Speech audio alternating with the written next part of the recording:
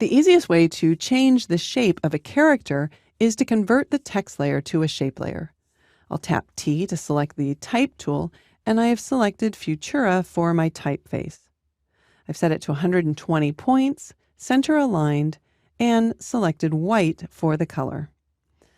I'll click in the image area and then just type in mountain and click the check mark in order to commit to that text. I'll swap to the Move tool by tapping the V key and then just reposition this.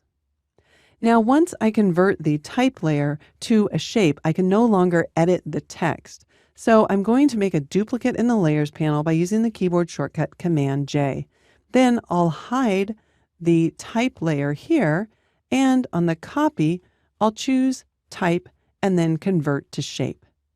Now that it's a shape, I can switch to the Direct Selection tool and click and drag over any of the anchor points and then reposition them. So I'll bring the M down and then drag over the N here and drag it down as well. But I want the N to fall behind this black mountain. So in the Layers panel, I'll just reposition this by bringing it down in the stacking order.